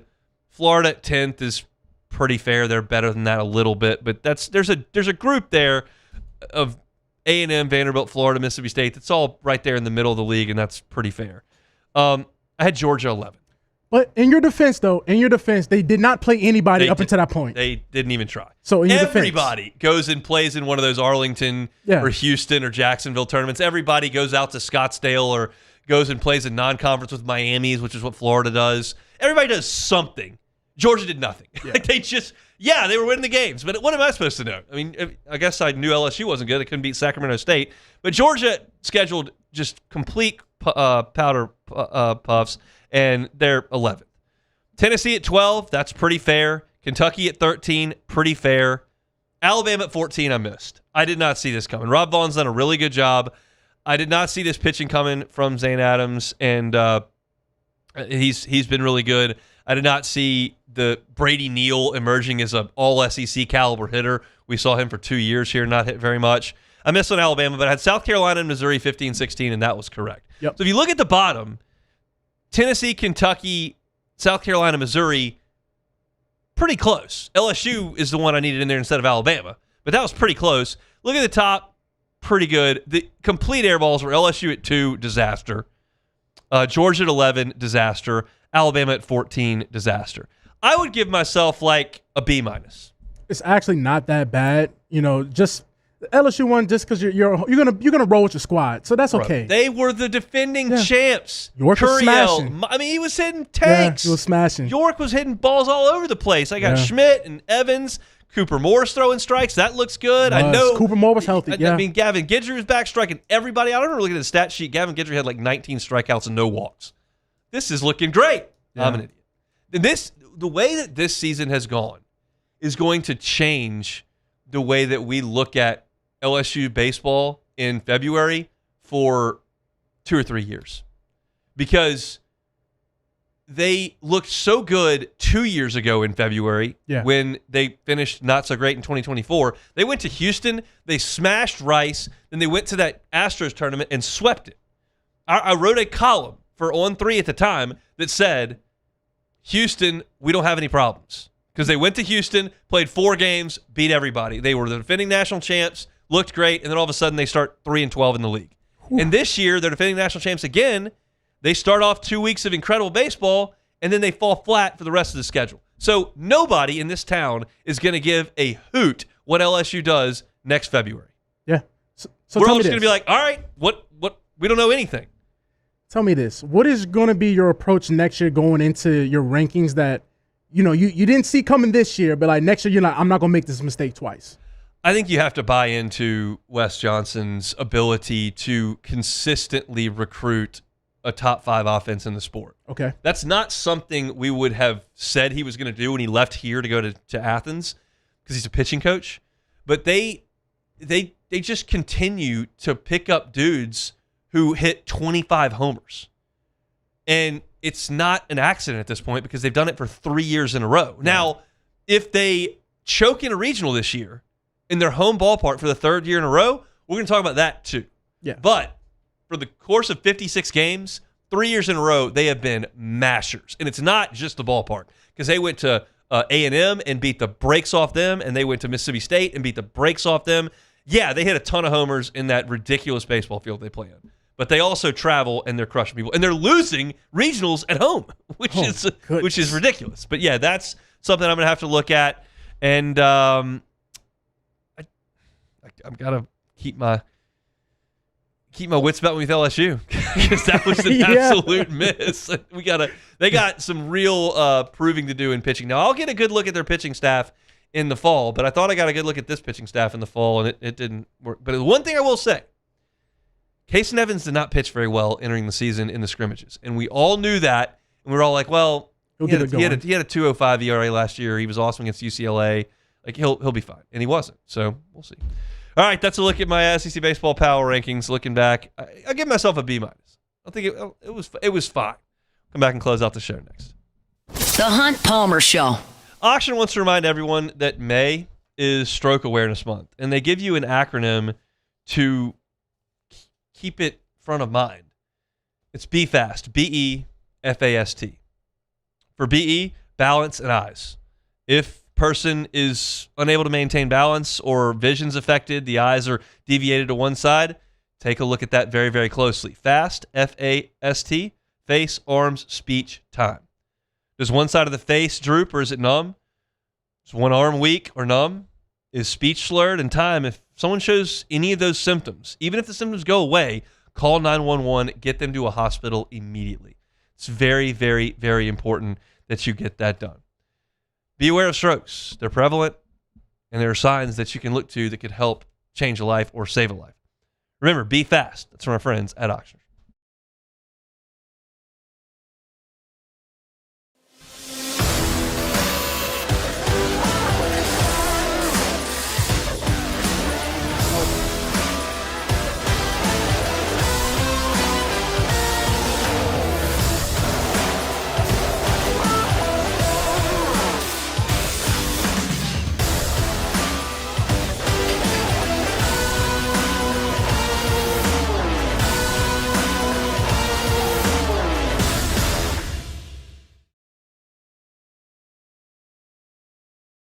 If your office is experiencing performance issues like slow networks, jammed printers, or disappearing files, Advanced Office Systems may be right for you. With powerful IT solutions, print management, document imaging, and security systems, they help offices regain confidence naturally. Side effects may include uncontrollable efficiency, smoother workflows, and a sudden burst of office joy. Say goodbye to those emotional breakdowns in the supply closet and get back on track with Advanced Office Systems.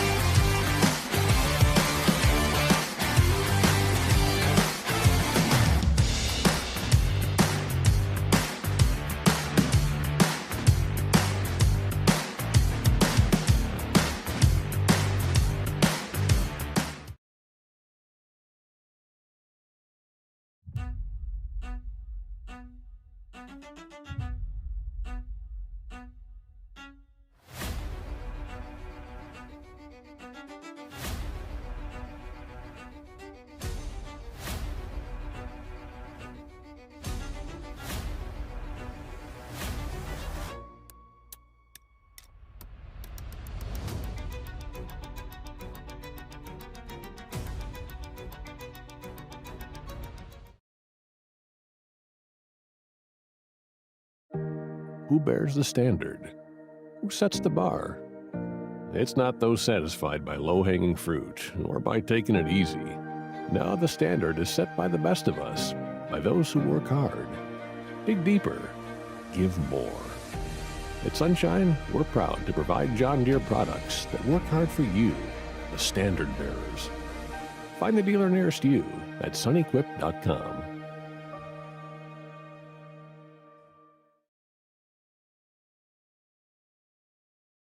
Every Raising Cane's chicken finger is marinated, battered by hand, and cooked to order to perfection. We don't have heat lamps, because when you make it... You're listening to The Hunt Palmer Show, brought to you by Renaissance Homes and Pools.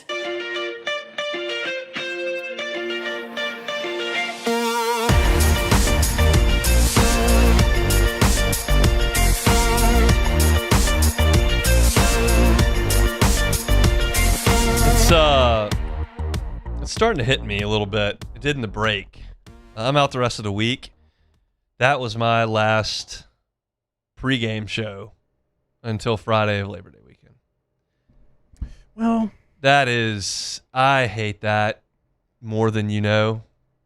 I know you do, because you've been taking this really hard. Let's just say that you've been taking this really hard. I like the games, and I think I'm not in the majority of that. There are so many people that like the personal side of things and the drama that goes into things.